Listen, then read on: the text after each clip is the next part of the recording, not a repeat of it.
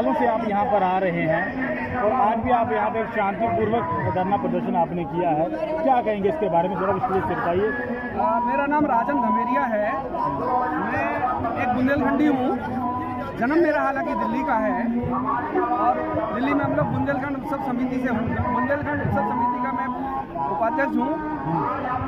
जैसा आपने कहा कि हम लोग शांति से धरना प्रदर्शन कर रहे हैं, तो बुंदेलखंडी लोग जो ना शांति से ही करते हैं, लेकिन शांति की भी एक सीमा होती है।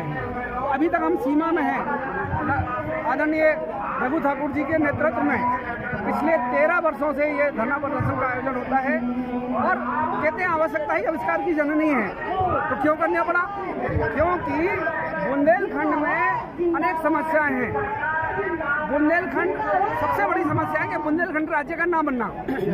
अगर बुंदेलखंड राज्य बन जाता तो इस तरह दो राज्यों के बीच में बुंदेलखंड ना पिस रहा होता। आप जानते हैं बुंदेलखंड में जब से देश आज़ाद हुआ है या उससे पहले से आदिकाल से अपन देखें तो बुंदेलखंड हमेशा सूखाग्रस्त अकाल से ग्रसित रहा है। उस कारण लोगों को रोटी रोजी कमाने के लिए पलायन करना पड़ता है। कहाँ? शहरों की तरफ। उनमें से एक दिल्ली भी है। इसके अलावा आदरणीय रघु ठाकुर जी आज जो धरना प्रदर्शन कर रहे हैं और पिछले 13 सालों से कर रहे हैं, उनकी प्रमुख मांग रहती है कि बुंदेलखंड में रेल सुविधाओं को बढ़ाया जाए।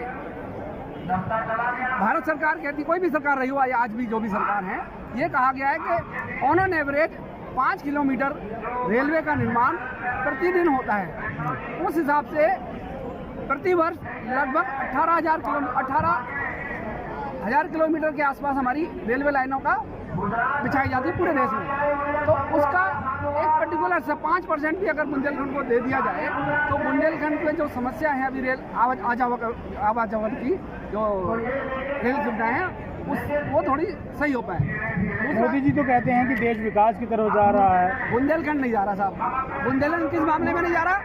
एक तो रेल की सुविधाओं के बारे में, दूसरा वहाँ क्योंकि सिंचाई कृषि प्रधान देश है ना हमारा। यूक्रेन के बाद दूसरे नंबर पे आते हैं हम गेहूँ उत्पादन में। कोई दोहराई नहीं है। हाँ, तो जब हम कृषि प्रधान देश हैं तो उसका एक टुकड़ा जो कि सरकार के सकारात्मक प्रयासों से उसको किया जा सकता है, तो क्यों नहीं किया जा रहा? मेरा ये प्रश्न है, आपसे भी सवाल है कि ऐसा होना चाहिए। और आपके माध्यम से मैं जरूर ये विश्वास करता हूँ कि आपके माध्यम से ये बात सरकार तक भी पहुँचेगी। क्या जो सरकार ने सिर्फ जो कहती है कि हम बड़ी बड़ी स्मार्ट सिटियाँ बना रहे हैं, तो क्या वो जितनी भी स्मार्ट सिटियाँ बना रहे हैं वो क्या शहरों तक ही सीमित है? गाँव उसमें नहीं आता? क्या गाँव को स्मार्ट बनाने की जरूरत नहीं है? बिल्कुल बनाना चाहिए।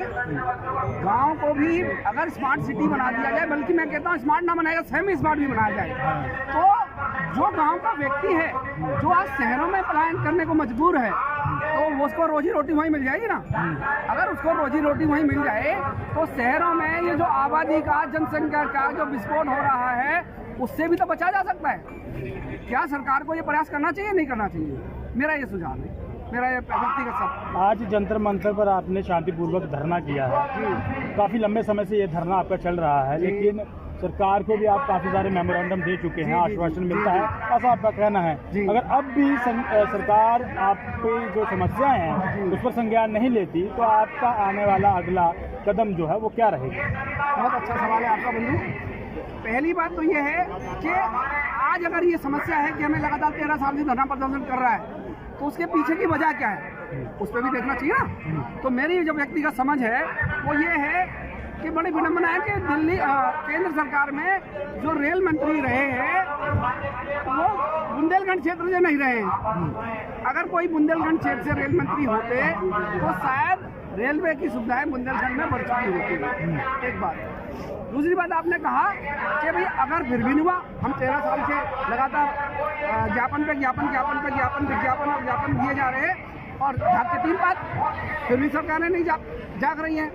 अभी जो प्रस्ताव, जो बजट पेश हुआ है 1 मार्च को, उसमें प्रस्ताव दिया गया है कि रेलवे की मतलब जो समितियां बनाई गई हैं कुछ हर डिपार्टमेंट की, तो उसमें एक रेलवे को जो फंड दिया गया है उसमें से हम चाहते हैं, बुंदेलखंड के सभी लोग चाहते हैं कि बुंदेलखंड का जो लिए जो होना एक ऐसा एक फंड दिया जाए जिससे कि रेलवे का विकास बुंदेलखंड में भी हो सके। अगर नहीं हुआ, आपने पूछा कि अगर नहीं हुआ ऐसा क्या करेंगे, तो फिर मजबूरी, कहते मरता क्या ना करता।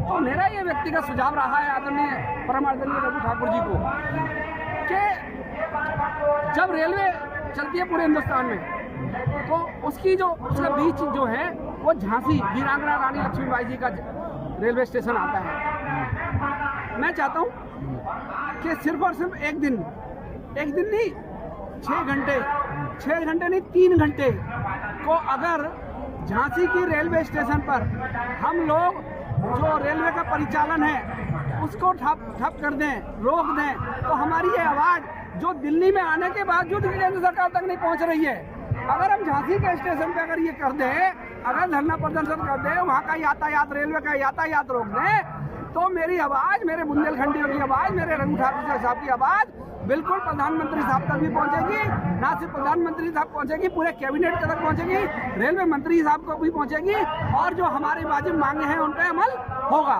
ये मेरा मानना है। लेटेस्ट अपडेट पाने के लिए हमारे चैनल क्लाउड न्यूज को अभी लाइक करें, सब्सक्राइब करें और बेल आइकन दबाना बिल्कुल ना भूलें।